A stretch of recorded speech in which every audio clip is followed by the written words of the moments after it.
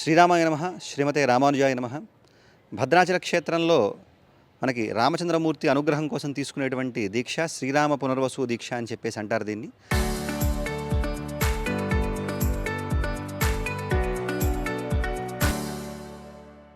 అయితే పునర్వసు నక్షత్రం నుంచి పునర్వసు నక్షత్రం వరకు మనకి ఈ దీక్ష కొనసాగుతుంది. అంటే సుమారు 27 రోజుల పాటు మనకి నక్షత్రాలలో పునర్వసు అంటే అదితి దేవత అంటే అతిథి దేవతాకంగా చెప్పబడుతోంది.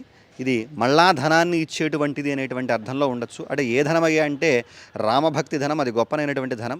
అటువంటి దీక్షని మనం పునర్వసు నుంచి తీసుకొని శ్రీరామనవమి నాడు జరిగినటువంటి నవమి నాటి కళ్యాణం నుంచి ప్రారంభించుకొని మళ్ళా నవమి వరకు ఆ దీక్షను కొనసాగిస్తారు.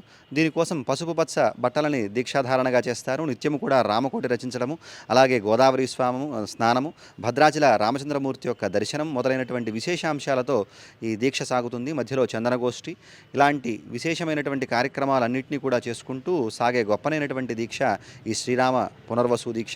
ఈ దీక్షను స్వీకరించడం వల్ల మనకి సర్వారిష్టాలు తొలగిపోయి సకలాభీష్టాలు కలుగుతాయని చెప్పి పెద్దలు చెప్పేటువంటి మాట. చాలా గొప్పనైనటువంటి దీక్ష ఈ దీక్ష. అటువంటి దీక్ష మనం పునర్వసు నుంచి పునర్వసు వరకు స్వీకరించి ఆ దీక్ష అంతంలో మనకి పుష్యమి నాడు పట్టాభిషేకోత్సవాన్ని మనం చేసుకోవడంతో ఈ దీక్ష పరిపూర్ణమైనట్లుగా భావిస్తారు. అటువంటి దీక్ష మనకి ప్రధానంగా చైత్రమాసంలో ఉన్నటువంటి నవమి నుంచి పునర్వసు నుంచి వైశాఖ మాస పునర్వసు వరకు కూడా సాగుతుంది.